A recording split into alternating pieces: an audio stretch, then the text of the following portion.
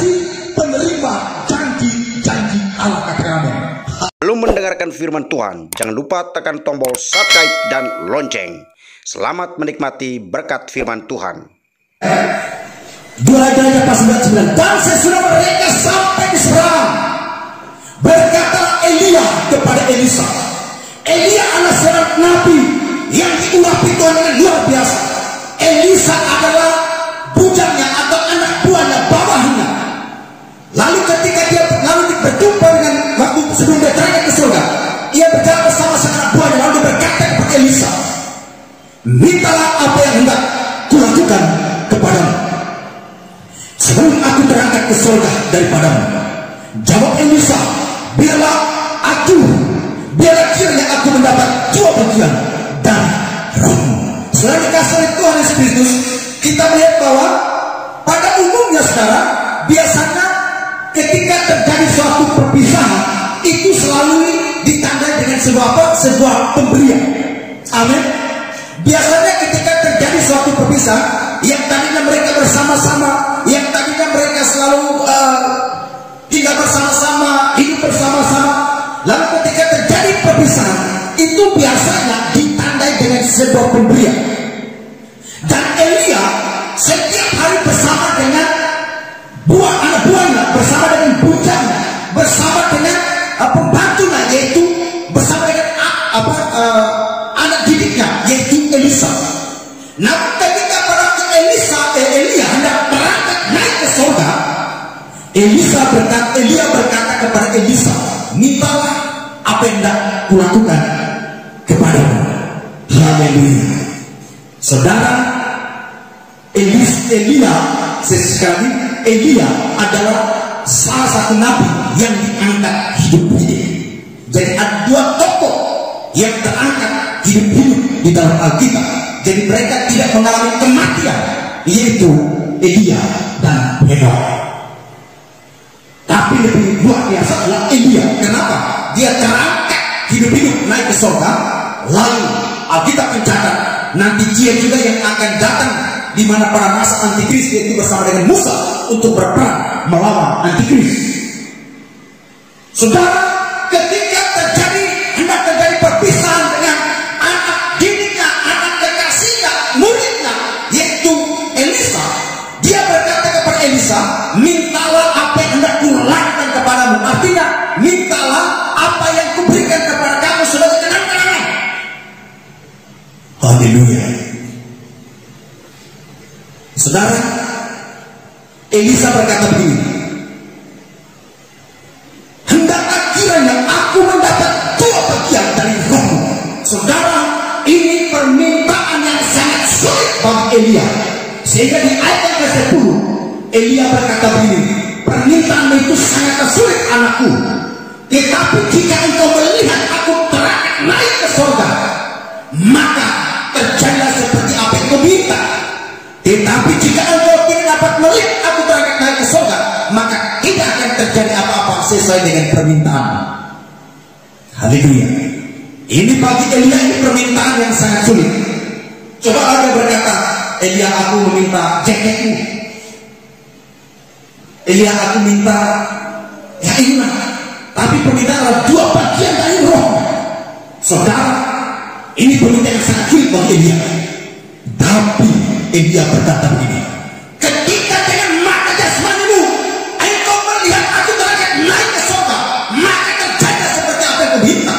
Tetapi jika engkau tidak melihat, maka tidak akan terjadi apa-apa. Saudara, oleh sebab itu kita bertanya, tema kita hari ini ialah message from heaven, pesan-pesan dari surga bagi saudara dan saya.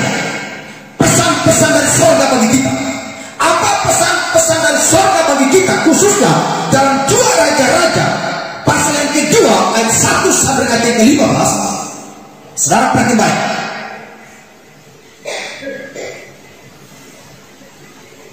Perhatikan saudara, dikatakan ini, yaitu bagian roh dari Elia sebagai nabi yang diurapi mendapat, perhatikan baik, yaitu bagian roh dari Elia sebagai nabi yang diberi mandat oleh Tuhan untuk melakukan banyak perkara-perkara ajaib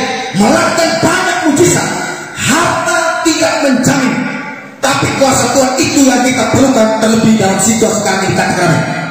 Itu yang ada dalam pikiran Elisa. Harta bersifatnya sementara. Tetapi kata saudara, mengapa dia minta, dia berkata, berikan aku 2 bagian dari rohmu? Karena bagi Elisa untuk menghadapi ketergantungan bangsa Israel tidak bisa menjamin hanya dengan memiliki harta yang banyak. Tapi untuk menghadapi ketergantungan bangsa Israel, untuk menghadapi situasi-situasi yang sulit di masa kini, untuk menghadapi persoalan masalah problem, satu saudara perlu kekuatan Tuhan, katakan amin. Perlu kuasa Tuhan. Makanya Elisa berkata, berikan aku 2 bagian.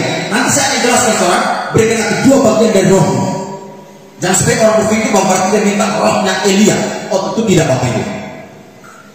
Kita berarti baik.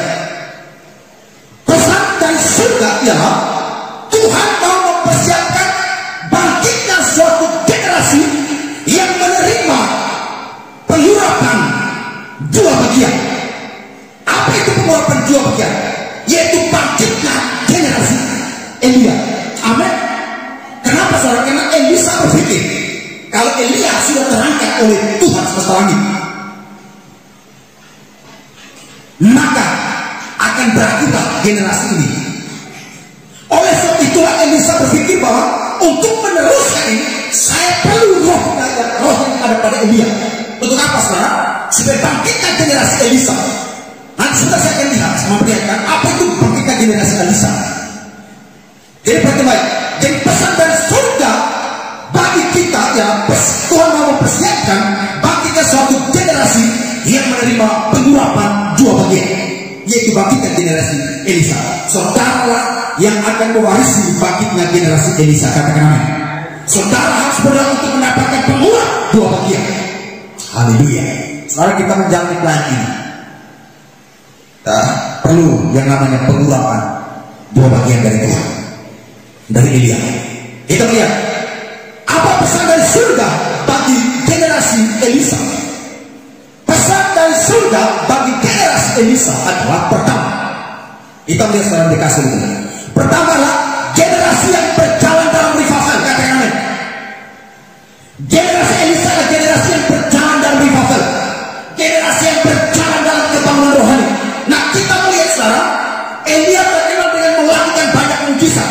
Bahkan Nabi Elia sudah dikatakan luar biasa, dia melakukan banyak mujizat. Tetapi ketika dia terangkat naik ke surga, Elisa meminta 2 bagian.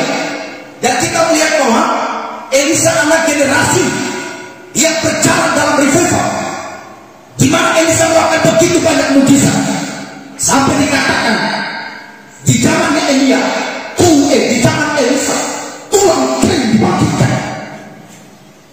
Tulang Elisa hidup. Luar biasa, katakan amin. Haleluya. Jadi sekarang jadi pesan dari surga bagi kita, generasi Elisa adalah generasi yang berjalan dalam revival, berjalan dalam kebangunan rohani. Artinya selalu membawa kebangunan rohani dalam hidupnya, katakan amin. Kemanapun dia berada, kemanapun dia melangkah, dia membawa kebangunan rohani, sehingga dengan kebangunan rohani itu menobatkan banyak orang, katakan amin. Pertanyaannya, sejak saudara kenal Tuhan sampai sekarang, sudahkah ada yang saudara membawa kepada Tuhan berbagi jiwa? Sejak saudara kenal sampai hari ini, sudah berapa jiwa saudara bawa untuk Tuhan? Kalau saudara belum bawa jiwa Tuhan, sadarlah bahwa saudara harus berjalan dalam revival ini. Amin. Kalau saudara sama sekali belum bawa jiwa untuk Tuhan, berarti saudara belum berjalan dalam revival. Karena revival itu berbicara tentang kebangunan. Kebangunan ini berbicara tentang pertobatan jiwa-jiwa, katakan amin. Haleluya. Renungkan baik-baik. Sudah berapa tahun saudara ikut Tuhan? Ada yang sudah belasan tahun, ada yang mungkin sudah 20 tahun. Bukan Kristen, bukan menjadi Kristen, tapi menjadi pengikut Tuhan. Karena kalau menjadi Kristen, ya kita semua dari anak moyang, dari dalam perut, dari lahir.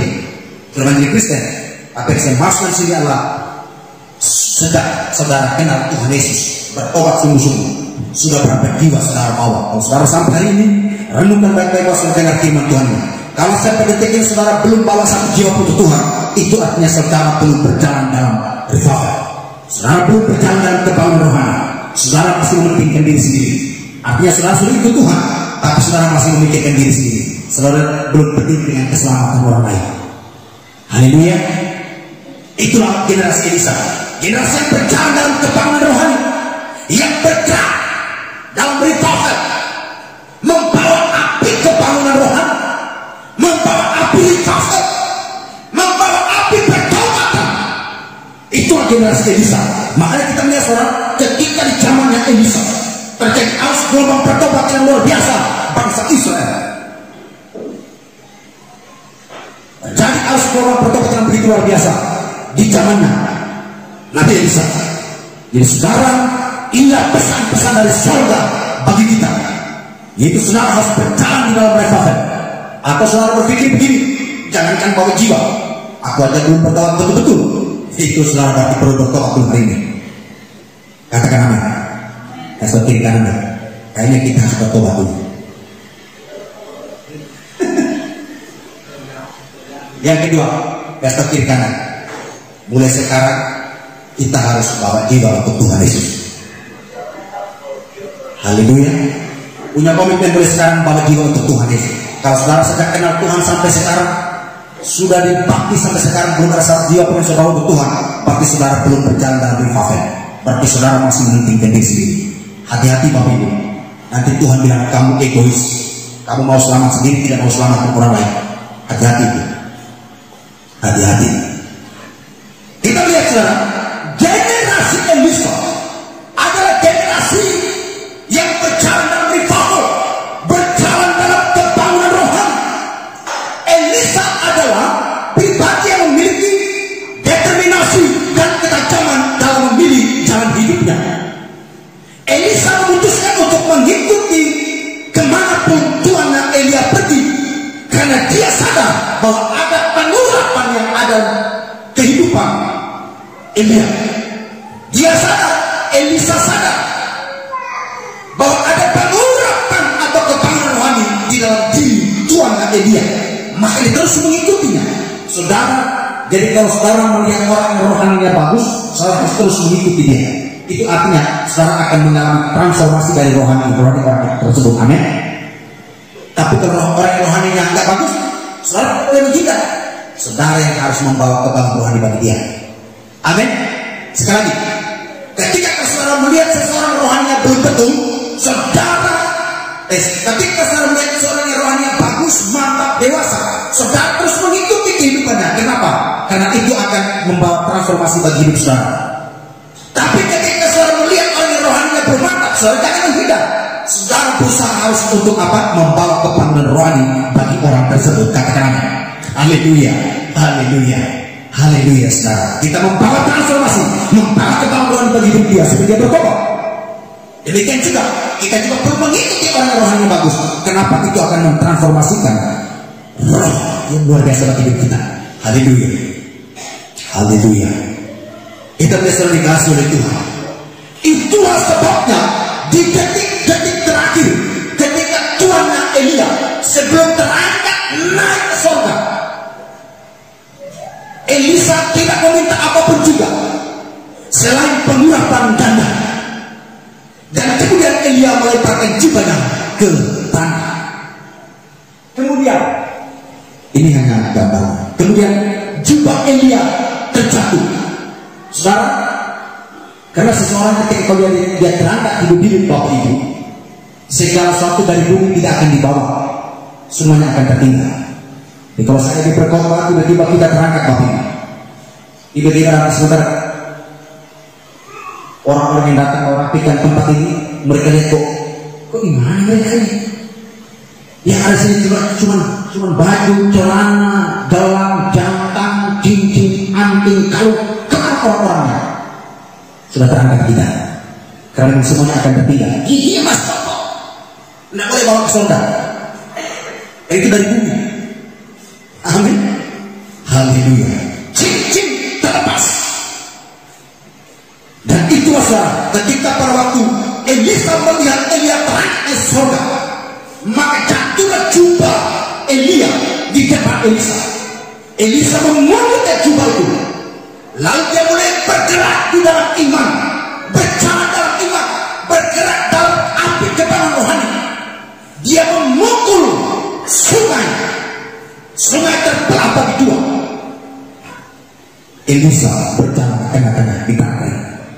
Mujizat pertama dilakukan oleh Elisa ialah mengeringkan sungai, berjalan di tengah sungai, memukul dengan jubah Elia. Haleluya. Elisa memungut jubahnya, memungut jubah Elia dan mengenakannya.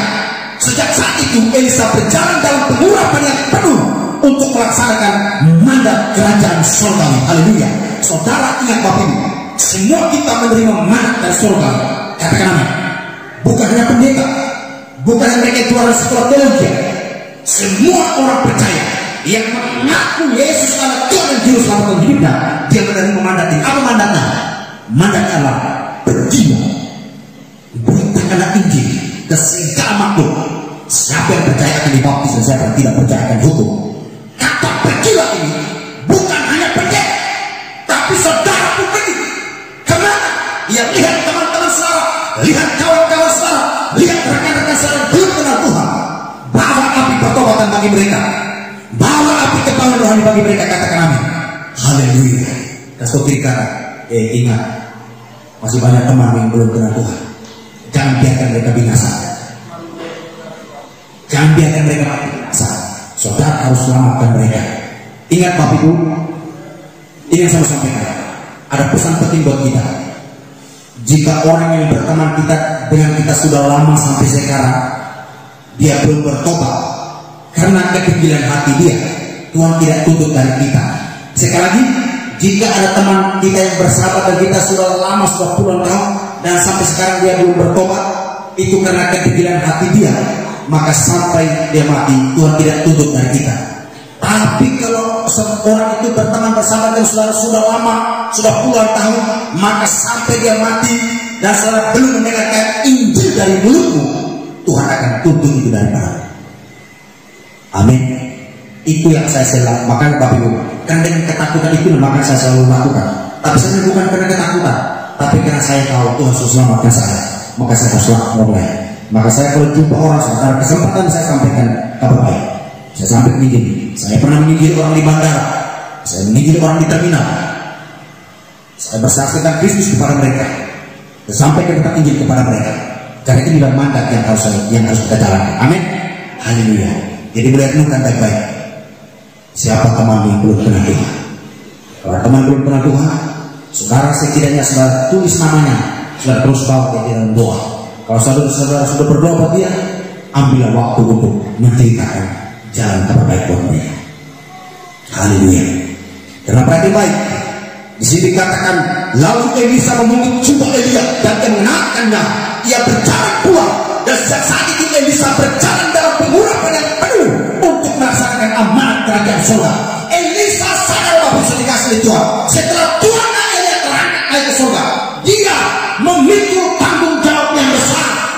Yaitu apa tanggung jawab untuk menjadi seorang nabi, untuk memimpin bangsa Israel, untuk membimbing mereka, untuk menuntun mereka untuk terus berjalan di dalam kedaulatan Tuhan.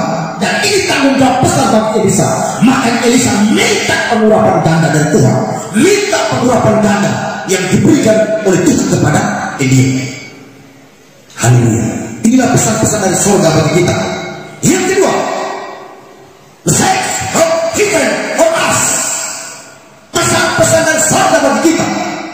Yang kedua ialah generasi yang berjalan dalam tanggung jawab yang besar. Jadi sekali lagi, jadi pesan-pesan dari surga adalah bangkitnya generasi Elisa. Apa itu generasi Elisa? Generasi Elisa yang kedua adalah generasi yang berjalan dalam tanggung jawab yang besar. Seperti saya katakan tadi, Elisa punya kesadaran bahwa ini tanggung jawab yang begitu besar bagi dia. Dan untuk melaksanakan tugas dan tanggung jawab ini tidak bisa hanya dengan kecerdasan manusia, tidak bisa hanya dengan harta kekayaan manusia, tidak bisa hanya dengan pendidikan manusia, tidak bisa hanya dengan kecerdasan manusia. Semuanya tidak bisa Bapak Ibu, kecuali berjalan dalam pengurapan Tuhan. Amin. Kasih kiri kanan, saudara harus hidup dalam pengurapan Tuhan.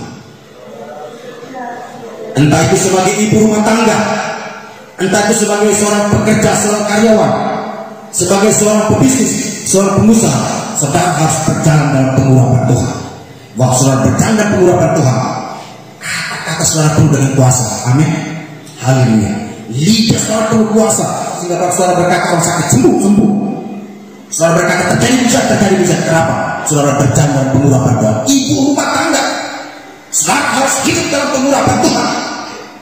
Amin. Sehingga ketika aku menyajikan makanan, sekalipun mungkin makannya sederhana, tapi ketika itu dimakan oleh suami dan anak-anak, wah, nikmatnya luar biasa. Kenapa? Karena yang masak ini hidup penuh urapan Tuhan. Amin. Haleluya. Haleluya. Jadi generasi Elisa adalah generasi yang berjalan dalam tanggung jawab yang besar, responsibility. Itu saudara dalam 2 Raja pasal 2 ayat yang ke-9 tadi. Ketika mereka berjalan bersama-sama, Elisa bersama dengan tuannya Elia. Lalu sebentar lagi tuannya Elia akan diangkat oleh Tuhan hidup di surga. Tuhan berkata begini, Elisa, minta kepadaku apa yang aku berikan kepadamu. Sebenarnya kata lain, Elia berkata, Elisa, aku akan pergi ke Bapa dan kamu punya tanggung jawab besar. Oleh sebab itu, minta apa yang diberikan kepadamu untuk menjalankan tanggung jawab ini. Makanya Elisa sadar, ini tanggung jawab besar. Ini cukup saya hanya sebagai muridmu, kecil engkau harus memberikan urapan itu kepadaku. Haleluya. Engkau harus memberikan juga urapan itu kepadaku. Wow. Elia berkata, Elisa, permintaanmu sangat sulit anakku. Tapi jika engkau melihat dengan mata jasmani begini, ketika aku terangkat naik ke surga, maka akan terjadi seperti yang kau minta. Tapi jika kau tidak melihat, maka anakku, maafkan aku, permintaanmu tidak akan dikabulkan. Tapi karena permintaan Elisa adalah permintaan yang sesuai dengan kehendak Bapa untuk menjalankan tugas dan tanggung jawab yang besar, mandat yang diberikan kepadanya, makanya permintaan diberikan oleh Bapa yang mendapatkan urapan yang luar biasa. Elisa melakukan begitu banyak mujizat. Haleluya. Yang bisa dilakukan. Oh, terpujilah Tuhan. Kita melihat satu ayat, Yohanes pasal yang ke-14 ayat yang ke-12. Injil Yohanes pasal yang ke-14 ayat yang ke-12. Yohanes pasal 14 ayat 12 dikatakan gini, aku berkata kepadamu, sesungguhnya barang siapa percaya kepadaku, ia akan melakukan juga pekerjaan-pekerjaan yang aku lakukan, bahkan pekerjaan-pekerjaan lebih besar daripada itu, sebab aku pergi kepada Bapa. Amin. Aku berkata kepadamu, sungguhnya barang siapa percaya kepadaku, ia akan melakukan juga pekerjaan-pekerjaan yang aku lakukan. Dengan kata lain, Yesus berkata begini, barang siapa percaya kepadaku, ia punya tanggung jawab. Sebab aku pergi kepada Bapa, maka dia punya tanggung jawab. Saya mengestafetkan tongkat tanggung jawab ini kepada kalian, kepada saudara. Kata Yesus, jadi kita harus menerima tongkat estafet ini. Amin. Itu estafet apa? Estafet pengurapan untuk menjalankan tanggung jawab, yaitu memberitakan kabar baik, memberitakan Injil Kerajaan Allah. Haleluya. Mulai renungkan saudara-saudara sampai sejak bertobat sampai sekarang belum bawa satu dia pun Tuhan, kasih Tuhan, ampun aku bertobat hari ini. Aku bertobat hari ini. Mulai hari ini saya akan pulang dan saya mulai bersaksi menceritakan kabar baik. Orang itu bertobat tidak bertobat itu urusan Roh Kudus. Tapi tolonglah aku, buka mulutku untuk bersaksi. Haleluya. Haleluya. Itulah saudara kita melihat generasi Elisa, yaitu generasi yang berjalan dalam tanggung jawab yang besar. Haleluya. Perhatikan saudara, ini yang saya jelaskan. Tadi saya sudah katakan, Elisa berkata, berikan aku 2 bagian rohmu. Kata berikan aku 2 bagian rohmu, bukan rohnya Elisa, bukan roh manusia Elisa, saudara. Karena rohnya Elisa itu tidak bisa diberikan kepada Elia. Kenapa? Waktu Elia terangkat, rohnya itu terangkat Bapak Ibu. Jadi terbaik. Jadi kata roh di sini, dan juga di dalam ayat yang ke-15 kata roh yang sama, tentu tidak diartikan sebagai roh Elia. Karena pada saat Elia naik ke surga, rohnya juga naik ke surga sehingga tidak mungkin diberikan kepada Elisa. Lalu apa arti roh di sini? Kalau dikatakan berikan aku 2 bagian dari rohmu, 2 bagian dari rohmu. Apa arti kata roh di sini? Kita melihat, saudara, kata roh Elia adalah roh kebangunan rohani, roh mujizat, roh kesetiaan terhadap tanggung jawab, roh kesetiaan dalam mencela dosa, roh yang tidak takut dan berani di hadapan posisi, di hadapan oposisi dan bahaya. Dan pada saat yang sama juga roh kelembutan dan roh kasih. Setiap pelayanan maupun pekerjaan kita harus berusaha memiliki roh seperti ini, Bapak Ibu. Amin. Saudara harus memiliki roh ini, yaitu roh kebangunan rohani, sehingga kemanapun saudara pergi, dimanapun saudara berada, entah itu di tempat pekerjaan, entah itu di rumah, entah di lingkungan tetangga, entah di tempat pesta, saudara membawa api kebangunan rohani. Amin. Yang kedua itu roh mujizat. Saudara pun bisa melakukan mujizat. Saudara pun bisa berkata-kata dengan kuasa sehingga terjadi mujizat. Saudara berkata penyakit sembuh, saya akan pergi. Itulah roh mujizat. Yang berikutnya roh kesetiaan terhadap tanggung jawab. Saudara harus memiliki roh kesetiaan dalam tanggung jawab. Kalau saudara dipercayakan untuk pelayanan, setialah dan bertanggung jawab dalam pelayanan itu. Jangan asal-asalan. Setialah dan tanggung jawab dalam pelayanan itu. Amin. Lakukan, firman Tuhan berkata ini, apapun yang kau lakukan seperti untuk Tuhan dan bukan untuk manusia. Haleluya. Tadi pagi saudara Jeffrey Nale bersama dengan saudara Rika Pekspara, mereka datang membersihkan tempat ini. Lakukan setia seperti untuk Tuhan. Wah, luar biasa. Roh apa saudara? Roh kesetiaan dalam mencela dosa. Saudara harus memiliki roh ini. Jika saudara tidak memiliki roh ini, saudara akan diinjak oleh dosa. Jadi saudara harus memiliki roh untuk menentang dosa, mencela dosa. Amin. Karena jika tidak memiliki roh ini, maka orang akan terikat oleh dosa. Yang berikutnya itu roh tidak takut dan berani di hadapan oposisi dan bahaya. Artinya saudara harus memiliki roh keberanian untuk berani beritakan Injil. Kemana saudara berada, Injil harus menggema. Jangan sampai di mana tempat kita berada, dunia menggema, Injil disembunyikan.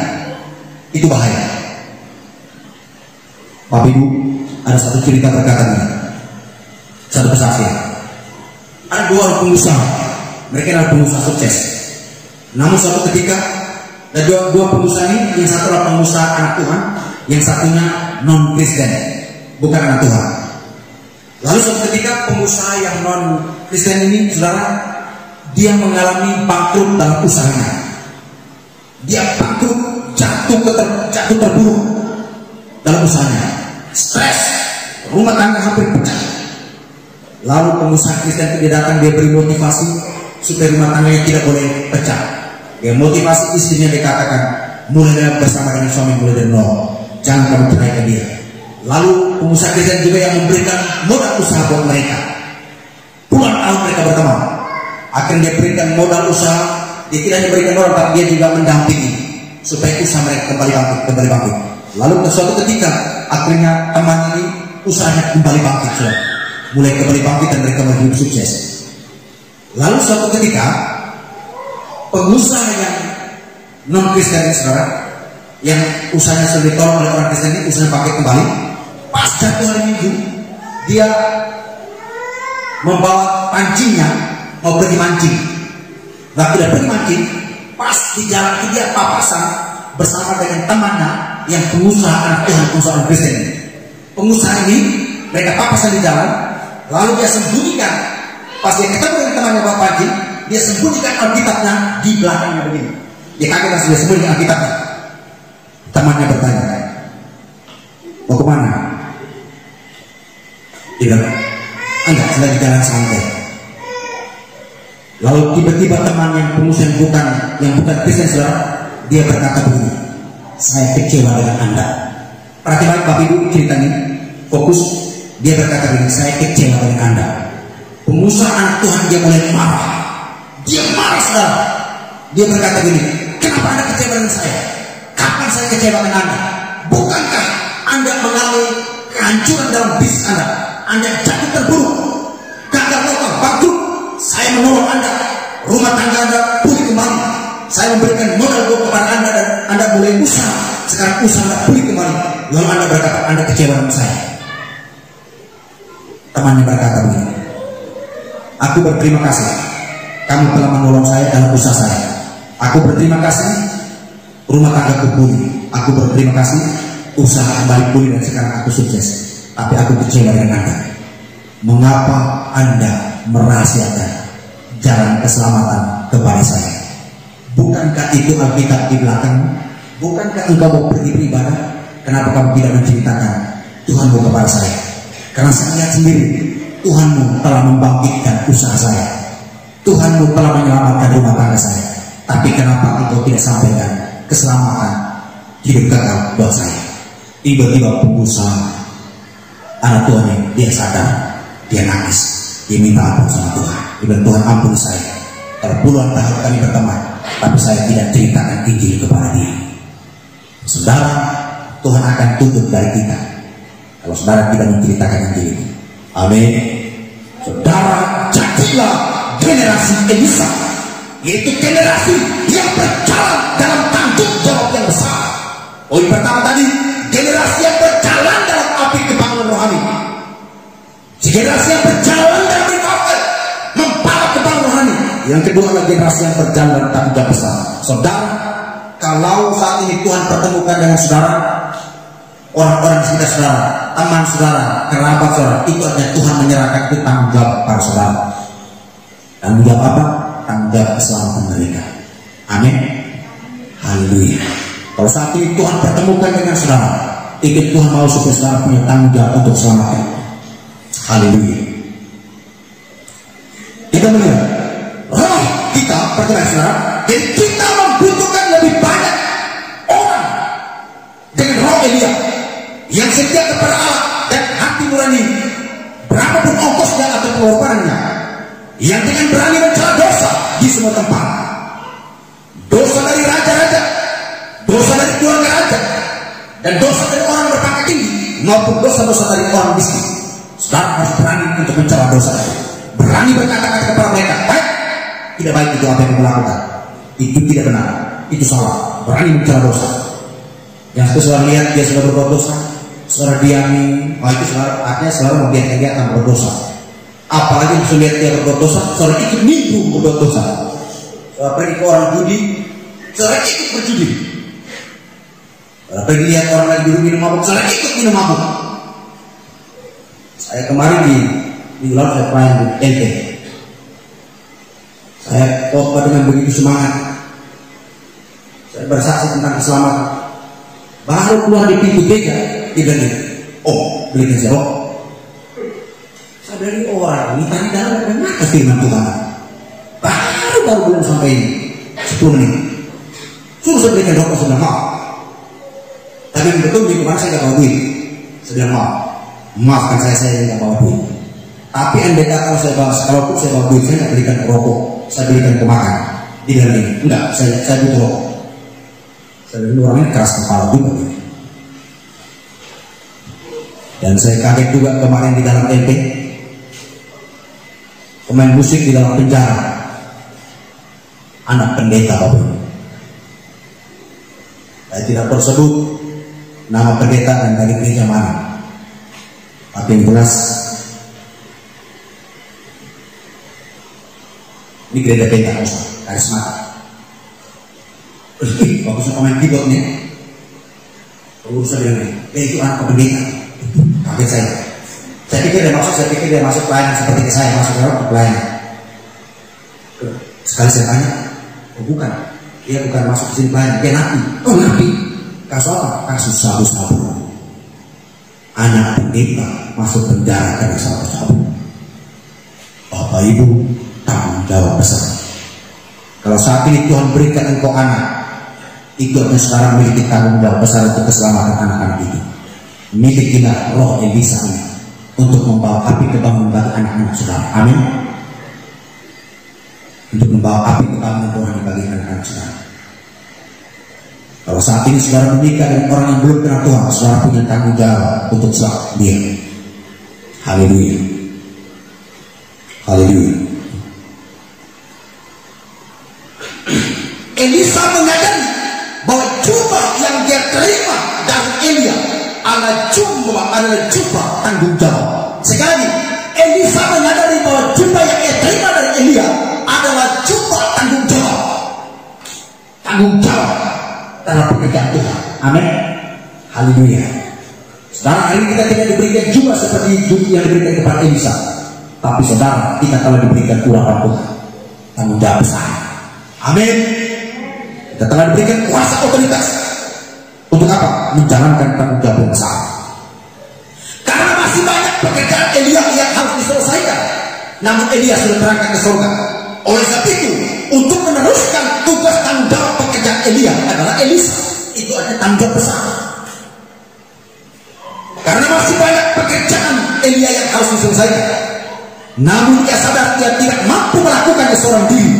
Itulah sebabnya Elisa minta 2 bagian dari roh Elia untuk memampukannya, yaitu pengurapan Tuhan. Haleluya. Saudara, minta pengurapan Tuhan. Amin. Jangan hanya waktu mimpi pujian, jangan hanya waktu main musik. Apapun saudara lakukan, minta pengurapan Tuhan. Amin. Setelah lagi nyetir mobil pekerjaan Tuhan, aku minta pengurapan Tuhan untuk lidik dalam bekerja nyetir mobil ini. Haleluya. Minta pengurapan Tuhan. Ibu lagi sementara bekerja di rumah, minta pengurapan Tuhan.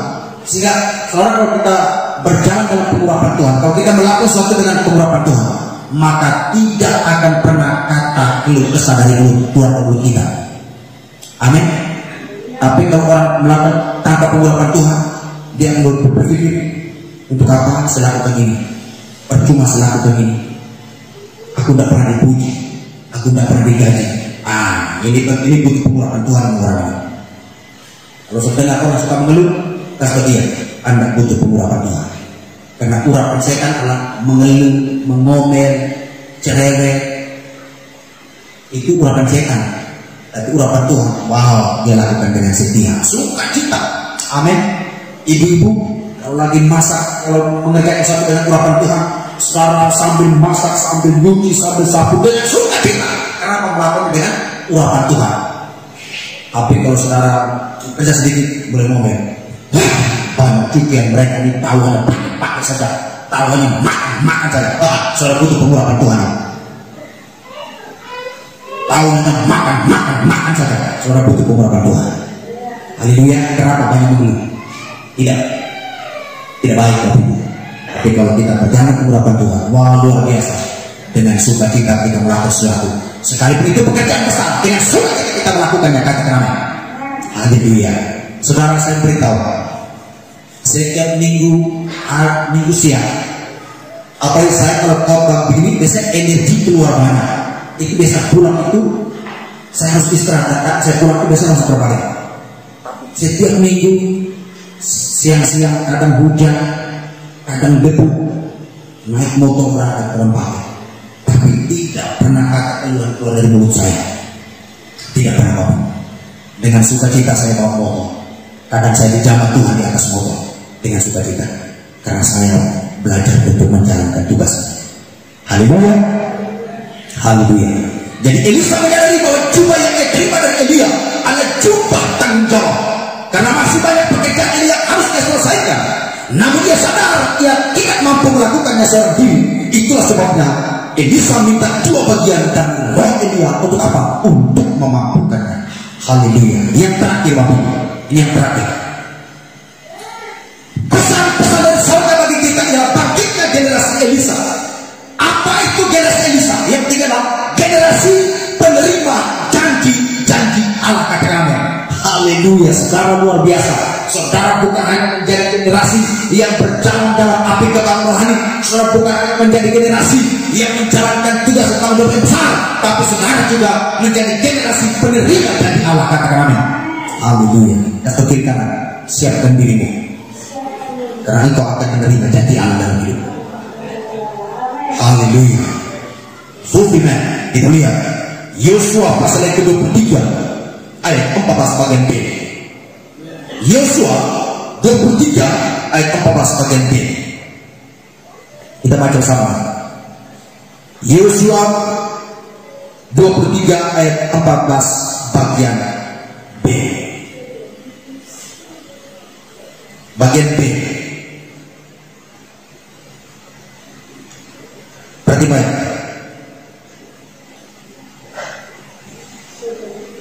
Yosua 23 ayat 14 bagian B. Bagian B saudara itu kita suruh baca belajar. Sebab itu 1-3. Sebab itu insaflah dengan segenap hati dan segenap jiwamu, bahwa satupun dari segala yang baik yang telah dijanjikan kepadamu oleh Tuhan Allahmu tidak ada yang tidak dipenuhi. Semuanya telah digenapi bagimu, tidak ada satupun yang tidak dipenuhi. Apa itu? Itu janji Tuhan. Semua yang dijanjikan Tuhan kepada Yosua digenapi. Semua janji Tuhan kepada Yosua digenapi, saudara. Yosua menerima penggenapan janji dalam hidup dan hidupnya.